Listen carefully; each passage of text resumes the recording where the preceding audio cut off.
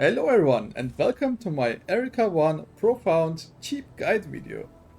So after a lot of requests, I decided to make a really cheap build for Erika 1 which is able to do Profound with no ease. You can use any compass you want, as much HP increase as you want, and you can still clear it with this build, which cost me only around 3.2k FE, but we can round it up at let's say 3.5k because the prices may not be the same for you. So let's be fair. Let me show you how much damage I can actually get. So, like I said, you can get around 200 billion with the setup right now, as you can see. So, let's go over the items. Like, the most important thing are the legendaries, because this build scales so well with the legendaries we have. And since you are only based on legendaries, there is no importance on getting ultimate mods or T0 mods. You can just scale really well with so many legendaries and only 3 normal items. So the helmet we have is important to get the corrode on the crit damage. So if you search for this helmet, you're only going to pay like 7 to 10 FE. The Mourner's Shadow is again only the important part is the additional shadow damage. For this I paid 80 FE. On the belt we have transition, because I calculated on how much DPS we get and how much we have to pay for the blending FX for the materials, and this one came out on top of my calculations, so I choose this one. It's really cheap, it only cost me 150 FE. And the belt itself I crafted on my own, it was around 90 FE. So onto the rings, nothing special here, just a normal ring with T1 mods. This one costed me around 100 FE or 120, something like that. Farewell Desire, this weapon is one of the most broken things for Erika 1. When I started my league, I just used this weapon until I was in deep space, and it was not even double corroded. So yeah, this weapon is really good. And this one has even the double corrode on multi-strike chance and multi-strike increasement, which makes us scale really good. For this I paid 158 FE. And for the shield I paid around 25. And the lightning skill level is the important part here. You can also have one with the additional max damage for every numb you inflict. That's also fine.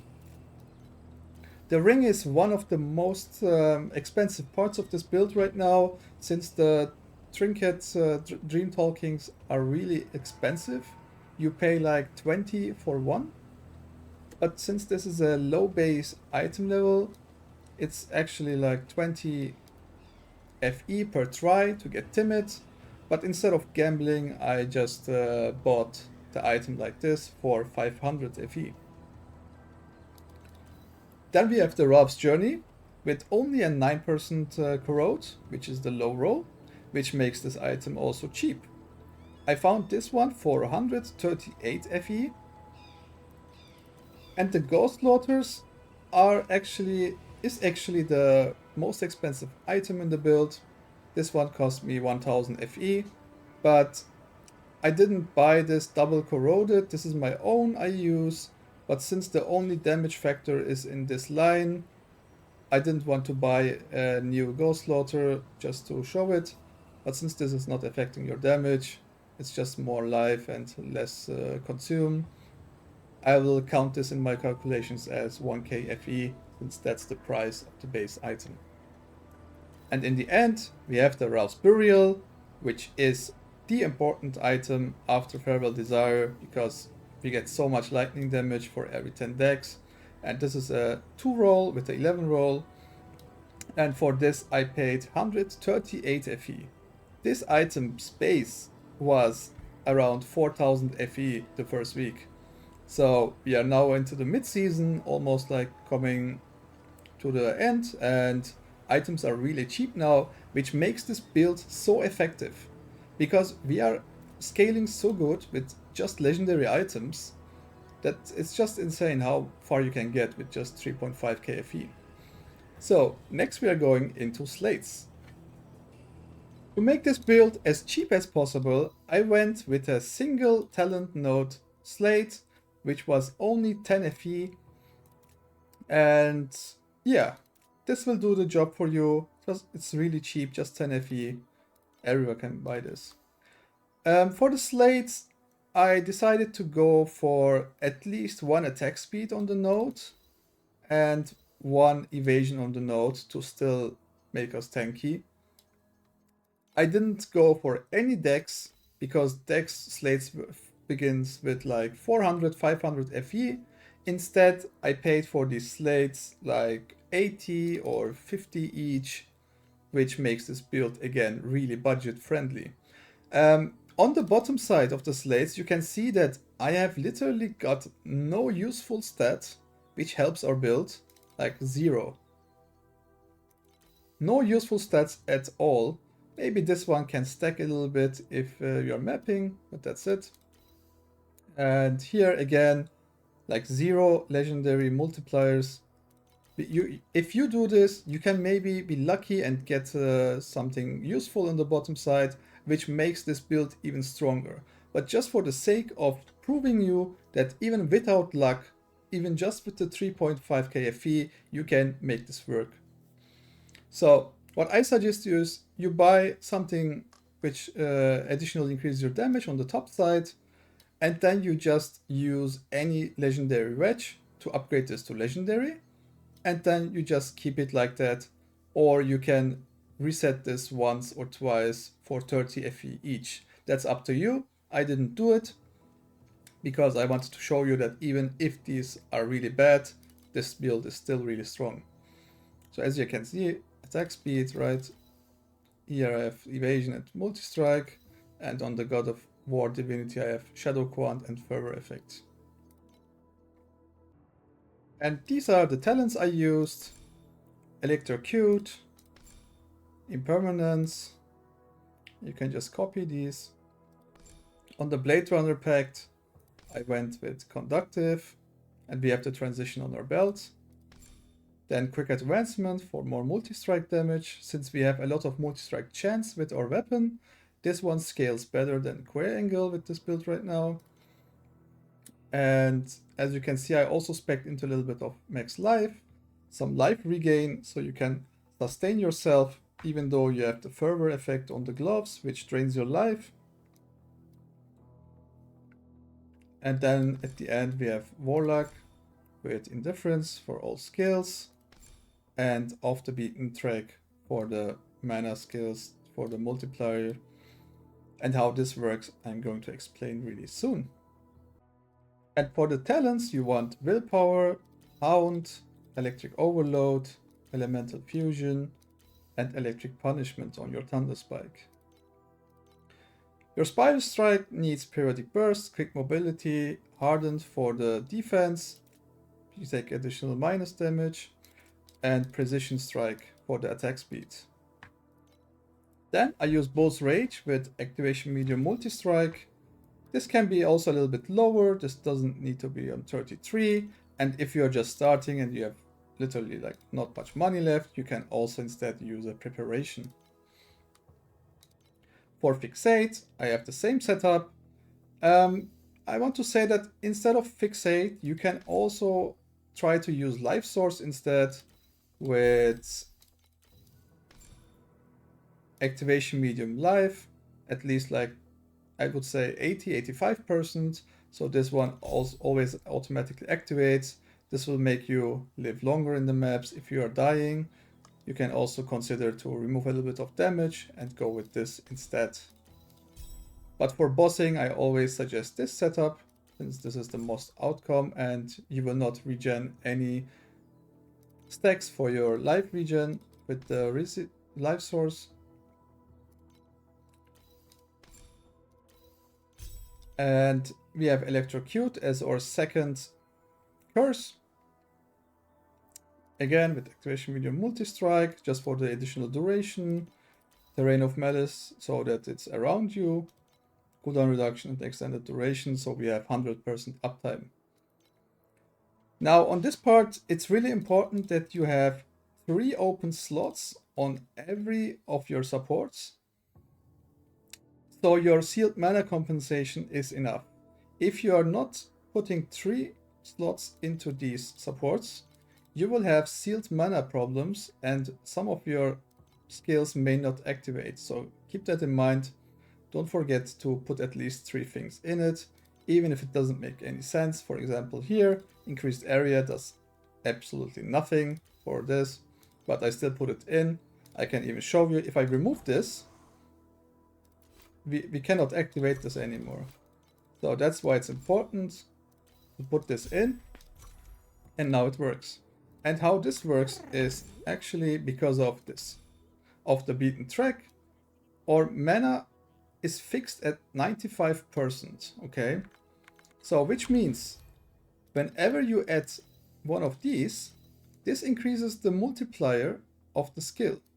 But because it's minus, because we have only 95%, the more skills you put in, the lower mana cost it gets.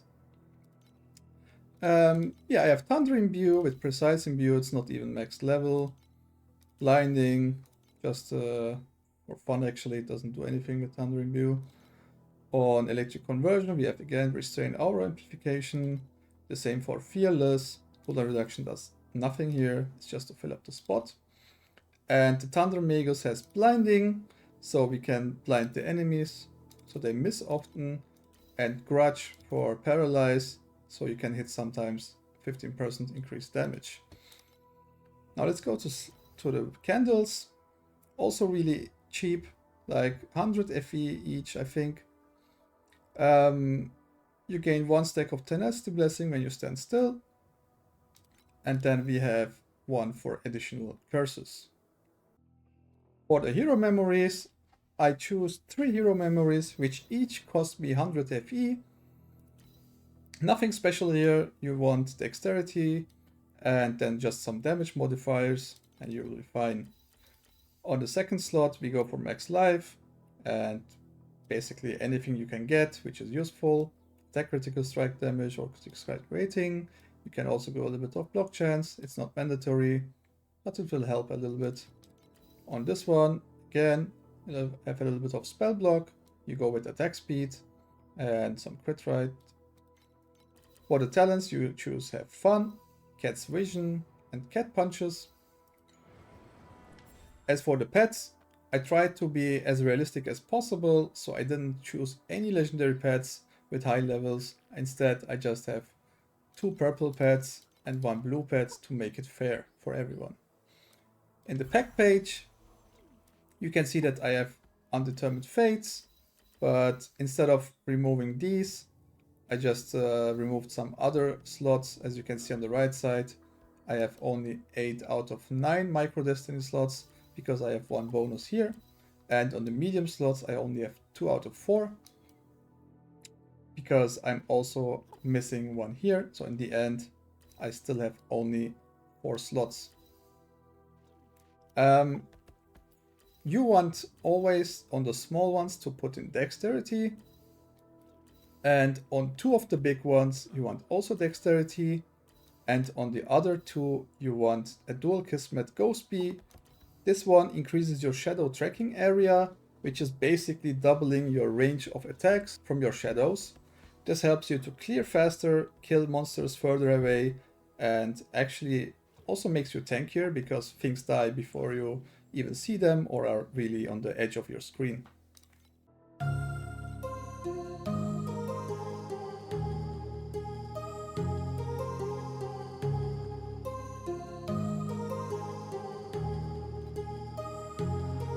My heart rages around like an ocean in my head because there are so many things that I left unsaid.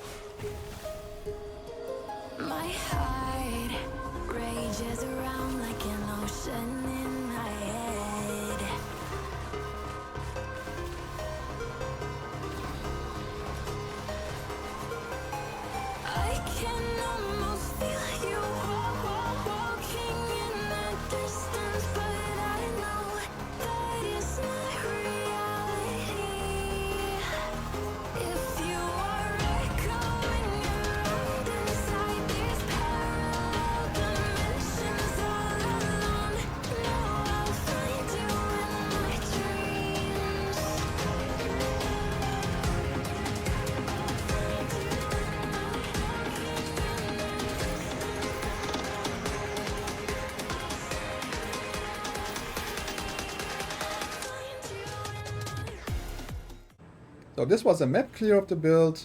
Of course you can sometimes die because we are not res capped, but we are pretty close.